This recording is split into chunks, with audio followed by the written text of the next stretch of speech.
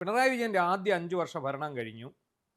രണ്ടാമതും പിണറായി വിജയൻ ഭരണത്തിലേറുന്ന സമയത്ത് കോൺഗ്രസ്സിൽ കുറേ പേർക്ക് തോന്നി ഇനിയും കോൺഗ്രസ് ഇല്ല, കോൺഗ്രസ് തീർന്നു. കോൺഗ്രസിന് ഇടപാട് തീർന്നു എന്ന് കരുതി. കാരണം ഇനി പിണറായി വിജയൻ മരിക്കുന്നിടം വരെ പിണറായി വിജയനും അതിനുശേഷം മുഹമ്മദ് റിയാസും ആയിരിക്കും കേരളം ഭരിക്കുക. ആജീവനാന്തം കേരളം CPM-ൻ്റെ കയ്യിലേക്ക് പോയി എന്ന് ധരിച്ചു വശമായിട്ടുള്ള ചിലർ ഇവിടെ നിന്ന് ഒറ്റ ചാട്ടത്തിൽ അവിടെ കൗണ്ടർ തുറന്നിട്ടുണ്ടായിരുന്നു. ഒരു ബോർഡ് വെച്ചിട്ടുണ്ട് കൗണ്ടറിൽ, കോൺഗ്രസ്സുകാർക്ക് ഇതുവഴി വരാം, KPC ഭാരവാഹികൾക്ക് ഇന്ന കസേര. ഇപ്പോൾ KP അനിൽകുമാർ KPCCയുടെ സംഘടനാ ചുമതല ജനറൽ സെക്രട്ടറി ആയിരുന്ന ആളാണ്.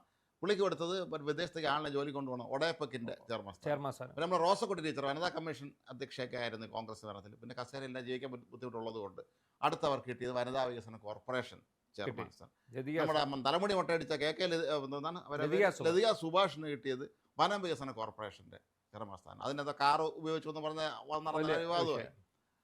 പിന്നെ നമ്മുടെ PS പ്രശാന്ത് മിക്കവാറും ഈ ആഴ്ചയോ മറ്റോ അദ്ദേഹത്തിന് പൂജപ്പുരയിലോട്ട് പോകാനുള്ള അദ്ദേഹത്തിന് ഇത് കൊടുത്തു, നമ്മുടെ അദ്ദേഹത്തിന് KSFയുടെ ചെയർമാൻ സ്ഥാനം കൊടുത്തു. അങ്ങനെ ഒരുപാട് ആൾക്കാർ ഇങ്ങനെ കോൺഗ്രസ് വിട്ട് CPM. പിന്നെ P രാമഭദ്രൻ, അയാൾക്ക് എന്തോ എന്താണ് കരകൗശല കോർപ്പറേഷൻ അങ്ങനെ അത് കൊടുത്തു. അയാളെ കുറിച്ച് ഭയങ്കര അഴിമതി ആരോപണം ഉയർന്നിട്ടുണ്ട്. അപ്പോൾ ഇങ്ങനെ ഒരുപാട് പേര്. പിന്നെ ഈ R ചന്ദ്രശേഖരൻ ഇവിടുന്ന് അങ്ങോട്ട് പോയില്ലെങ്കിലും ഇവിടെ അതേ പദവിയോടുകൂടി, അതായത് ക്യാബിനറ്റ് പദവിയുള്ള അംഗം എന്നുള്ള നിലയിൽ എന്ന് പറഞ്ഞ പോലെ അദ്ദേഹം ഇവിടുത്തെ ക്യാബിനറ്റ് പദവിയുള്ള അംഗമാണ്. അദ്ദേഹത്തിനൊക്കെ നിർത്താൻ പറ്റുമോ? അദ്ദേഹം കെട്ടിപ്പിടിച്ച് അനുഗ്രഹിച്ചു. നിരാഹാരം കിടന്നപ്പോൾ നാരങ്ങ നീര് കൊടുത്തത് ഇതാണ്, നമ്മുടെ സാക്ഷാൽ ഏട്ടച്ചങ്ങനാണ്. അതുകൊണ്ട് അയാളെ കഷ്ടാൽ ആരംഭിച്ചു മനസ്സിലായി. അതാ. അപ്പോൾ ഇപ്പൊ ഞങ്ങളിത് പറയുന്നതിന്റെ കാര്യം NK സുധീർ അല്ലേ, അതെ അതെ അതെ, കോൺഗ്രസിൽ നിന്ന് വിട്ടുപോയി BJP സ്ഥാനാർത്ഥിയുടെ മത്സരിച്ച ആളാണ്. അദ്ദേഹം ഇപ്പോൾ തിരികെ അതിന് മനസാക്ഷ്യത്തോട് ഈ കിടക്കാൻ സമ്മതിക്കുന്നത്, മനസാക്ഷി സമ്മർദ്ദം ചെലുത്തി ഉറങ്ങാൻ കഴിയും. ഞാൻ ഇങ്ങനെ കിടന്ന് ഉറങ്ങുമ്പോൾ ആരോ എന്റെ കോൺഗ്രസ് അല്ലേ ഇതിനെല്ലാം ആക്കിയത്, തിരിച്ചു വരും എന്ന് വിളി കേട്ടു. ആ വിളി കേട്ടോണ്ട് തിരിച്ചു വരികയാണ്. ദേശാടനക്കിളി കരയാറില്ല എന്നാണ് സിനിമയിൽ. ഇപ്പൊ ദേശാടനക്കിളികൾ മുഴുവൻ പ്രതീക്ഷയിലാണ്.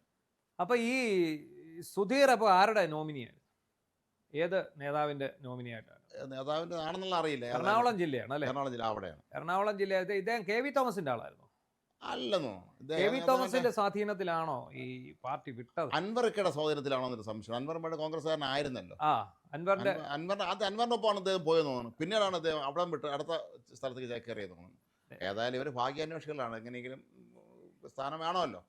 ഇതിപ്പോ ശരിക്കും ഈ കോൺഗ്രസിൽ നിന്ന് ചെന്ന് അപ്പുറത്ത് കയറിയ വഴിക്ക് ചേർന്നില്ലെങ്കിൽ പോലും കോളടിച്ച ഒരാൾ നമ്മുടെ തിരുത തോമ എന്നറിയപ്പെടുന്ന പ്രൊഫസർ KV തോമസ്. അതിന് പല സംസ്ഥാനങ്ങളും അദ്ദേഹത്തെ വിളിക്കുന്നുണ്ട്.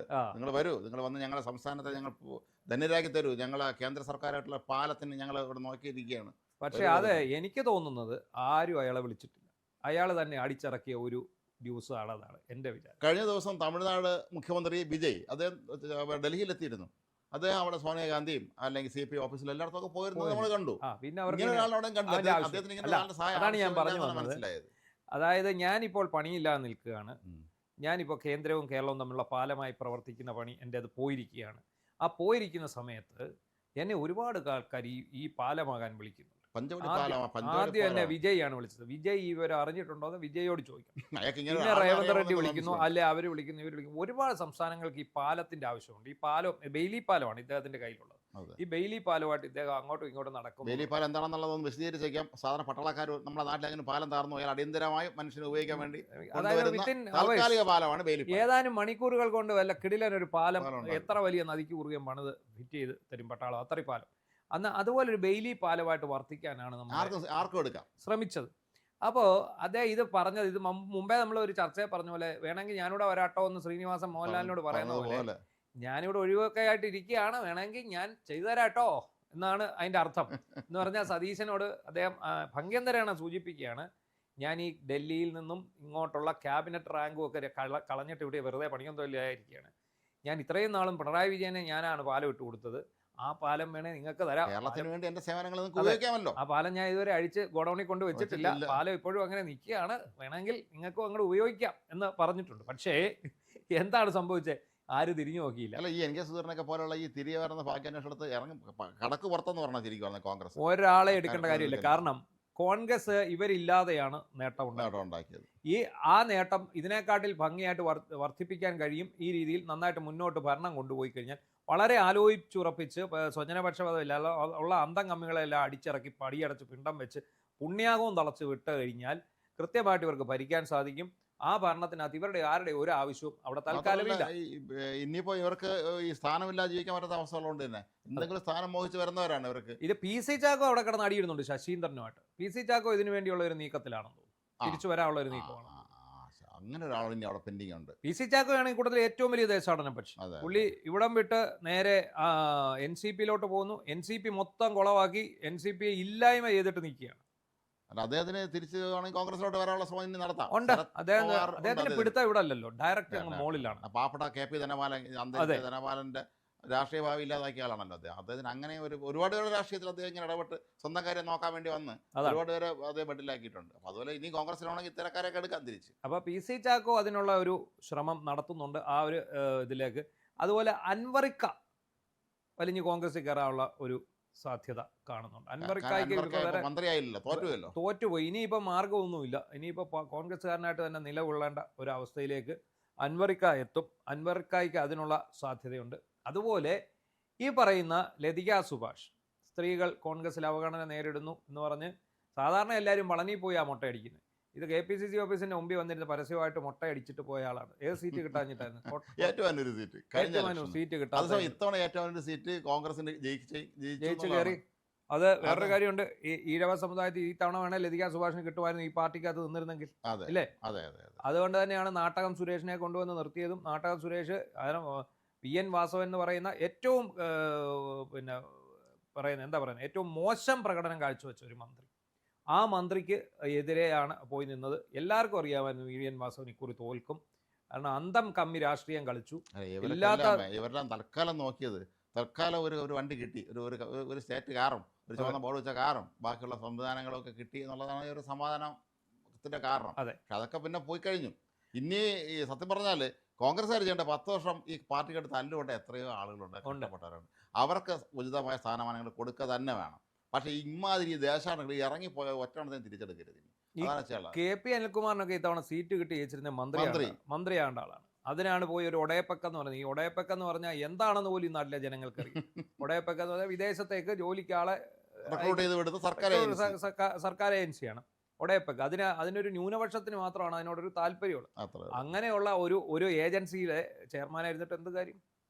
അതൊക്കെ പോയി. KP അനിൽകുമാർ അതാണ് സംഭവിച്ചിരിക്കുന്നത്. പിന്നെ ആരായിരുന്നു? നമ്മുടെ റോസക്കുട്ടി ടീച്ചർ MLA ആയിരുന്നു, വനിതാ കമ്മീഷൻ അധ്യക്ഷയായിരുന്നു. വനിതാ കമ്മീഷൻ അധ്യക്ഷയാവുന്ന വലിയ പദവിയാണ്. അതെല്ലാം ഇട്ടിട്ട് നേരെ വനിതാ വികസന കോർപ്പറേഷനിലേക്ക് പോയി. വനിതാ വികസന കോർപ്പറേഷൻ എന്താണ് ചെയ്യണമെന്ന് എനിക്ക് അറിയില്ല. എന്തായാലും സർക്കാർ കാറ് കിട്ടുമല്ലോ. അതുപോലെ പോയ വേറൊരാളാണ് P. സരിൻ. സരിന് ഒറ്റപ്പാലത്ത് ഇത്തവണ P. സരിന് ജയിക്കാമായിരുന്നു. അവിടെ സീറ്റും ഉണ്ടായിരുന്നു, അയാൾക്ക് ക്ലെയിമും ഉണ്ടായിരുന്നു. അപ്പോൾ അയാൾക്ക് ഒറ്റപ്പാലത്ത് തോറ്റ അയാൾക്ക് പാലക്കാട് ഉപതെരഞ്ഞെടുപ്പ് സീറ്റ് വേണമെന്ന് പറഞ്ഞാണല്ലോ അയാൾ പോയത്. അയാൾ പോയിട്ട് എന്ത് സംഭവിച്ചേ? അയാൾ ഇപ്പോൾ കണ്ട ഒരു ഗതിയും പരഗതിയും ഇല്ലാതെ നടക്കുന്നു. എപ്പോൾ അയാൾ ഫേസ്ബുക്കിൽ ഒരു പോസ്റ്റ് ഇട്ടാലും നാട്ടുകാർ മൊത്തം വാരി വലിച്ചു അടുക്കി വിടുകയാണ്. അത് അങ്ങനെ പോയി കിടക്കുന്നു. അയാൾക്കൊരു MLA ആകാമായിരുന്നു. ഈ P. സരിൻ ഈ മണ്ടത്തരം കാണിച്ച് ഈ ഒറ്റപ്പാലത്ത് പാലക്കാട് പോയി മത്സരിച്ച് ആ ഒറ്റ തെരഞ്ഞെടുപ്പോടുകൂടി അവരെ ചുരുട്ടിക്കൂട്ടിയെടുത്ത് വേസ്റ്റ് ബിന്നിനകത്ത്. അത് മാത്രമല്ല, ഈ ഇത്തരത്തിൽ കോൺഗ്രസ് എന്ന് വെളിയിൽ ചാടി കോൺഗ്രസിലും BJPയിലും CPM-ലും പോയ പലരും കരുതിയിരുന്നത് ഞങ്ങളുടെ ആ മഹാപ്രതിഭ കണ്ട് ഇവരെങ്കിലും സ്ഥാനം തരുമെന്നാണ്. ചെന്നവർക്ക് മനസ്സിലായി ഇവർ പലരും 5 പൈസയും വിലയില്ലാത്ത കക്ഷികളാണെന്ന് മനസ്സിലായി. അതുകൊണ്ട് തന്നെ BJPയിൽ പോയ പലരും പറഞ്ഞ നാളെ ഗവർണറാവും, ഞാൻ നാളെ മന്ത്രിയാവും, കേന്ദ്രമന്ത്രിയാവും, എന്നെ രാജ്യസഭയിലേക്ക് എടുക്കും, അല്ലെങ്കിൽ എനിക്ക് കേന്ദ്രത്തിലെ മര്യാദയിൽ വലിയ സ്ഥാപനത്തിന്റെ ബോർഡ് മെമ്പർ ആവും എന്നൊക്കെ പറഞ്ഞു പോയതാണ്. അവർക്ക് മനസ്സിലായി ഇവരെ നിർത്തിയിട്ട് കാര്യമില്ല. പക്ഷേ കോൺഗ്രസിലോട്ട് വന്ന് കോളടിച്ചവരുണ്ട്. സന്ദീപ് വാര്യർ അത് പ്രത്യേകം എടുത്തു പറയേണ്ട പേരാണ് സന്ദീപ് വാര്യർ. BJPക്ക് വേണ്ടി അത് ശക്തമായി വാദിച്ചുകൊണ്ട് ചാനൽ ചർച്ചകളിലൊക്കെ വരുമായിരുന്നു സന്ദീപ് വാര്യർ. MLA ആയിന്ന് മാത്രമല്ല, അയാൾ നിന്ന് ജയിച്ചത് എവിടെ? കോട്ടയിൽ നിന്ന്. അതൊക്കെയാണ് ഒരാളുടെ രാശി, ഒരു തലവര എന്നൊക്കെ പറയുന്നത്. ഇവിടുന്ന് അങ്ങോട്ട് പോയി അവിടെ ചെന്ന് മത്സരിച്ച് തോറ്റു തുന്നം പാടി തിരിച്ചു വന്നിട്ടുള്ള കോൺഗ്രസ് നേതാക്കൾ ഇപ്പോൾ വാതിലിൽ മുട്ടുകയാണ്. കാരണം അവർക്ക് കാര്യം മനസ്സിലായി. സർക്കാരിൻ്റെ ഒരു പോക്ക് തുടങ്ങിയപ്പോഴേ അവർക്ക് മനസ്സിലായി. ഒന്ന് CPM-ൽ ഇപ്പോൾ ഒന്നിനു പുറകെ എല്ലാം കൂടെ അകത്തു പോകും. പിണറായി വിജയന് അകത്തു പോകും. നിയമസഭയിൽ CPM-ന്റെ നേതാക്കളില്ല. അതാണ് പ്രശ്നം. CPM-ന്റെ നേതാക്കളില്ല. അതിനെ നയിക്കാൻ ഇച്ഛാശക്തിയുള്ള ഒരാളില്ല. CPM-ന്റെ കാറ്റ് തീർന്നു. ഇനി ഇവിടെ ഒന്നുകിൽ BJP അല്ലെങ്കിൽ കോൺഗ്രസ്. അതുകൊണ്ട് കോൺഗ്രസിന് മാത്രമായിരിക്കും അടുത്ത ഒരു 5 വർഷം കൂടി ഇവിടെ ഭാവി ഉണ്ടാവുക. അങ്ങനെ വരുന്ന സ്ഥിതിക്ക് ഒരു കാരണവശാലും ഇനി അപ്പുറത്ത് നിന്നിട്ടൊരു കാര്യമില്ലെന്ന് മനസ്സിലാക്കിയാണ് ഈ തിരിച്ചു വരാൻ പോകുന്നത്. അപ്പം നമ്മളെ മുടിയനായ പുത്രൻ വീട്ടിൽ നിന്ന് ഇറങ്ങിപ്പോകുന്നവൻ വന്ന് മാപ്പ് പറയുമ്പോൾ ക്ഷമിച്ച ചരിത്രമാണല്ലോ. ആടിനെ വെട്ടി സദ്യ നടത്തിയ ചരിത്രമാണല്ലോ. അത്ര എന്ന് പറഞ്ഞതുപോലെ ഇതും സംഭവിക്കാനുള്ള സാധ്യതയാണ്. പക്ഷേ ഈ വരുന്ന ഒറ്റ ഒരെണ്ണത്തിനെയും പടിപ്പുരയ്ക്കകത്ത് കയറ്റാതിരിക്കാൻ സതീശനും അതുപോലെ സണ്ണി ജോസഫും ഒക്കെ അടങ്ങുന്ന നേതൃനിര തീരുമാനിക്കും. അല്ലെങ്കിൽ പാർട്ടി അണികളെങ്കിലും നേതാക്കൾ തയ്യാറായാലും അണികളെങ്കിലും കാരണം നിർണായക സമയത്ത് വഞ്ചിച്ചിട്ട് മരണം ചാടി ഓടിയ കാഴ്ചകളാണ്. വിശ്വസിക്കാൻ കൊള്ളാത്ത യുവദാസിന്റെ വർഗത്തിൽപ്പെട്ട ഇവരെ തിരിച്ചു കയറ്റിയാൽ അത് ഭാവിയിൽ ഇവരിങ്ങനെ തന്നെ നിൽക്കും. ഇവർക്ക് നാളെ സാധനം കിട്ടില്ലെങ്കിൽ ഇവർ കളഞ്ഞിട്ട് വേറെ അടുത്തവണ LDF BJP വരുമെന്ന് പറഞ്ഞാൽ അവർ അങ്ങോട്ടും ചാടും. അതാണ്. അപ്പോൾ അങ്ങനെ ചെയ്യാനുള്ള ഒരു സന്മനസ് ഏതായാലും ദേശാടന കിളികൾ കരയാറില്ല എന്ന് പറഞ്ഞാൽ അവർ കരഞ്ഞുകൊണ്ടേ ഇരിക്കട്ടെ.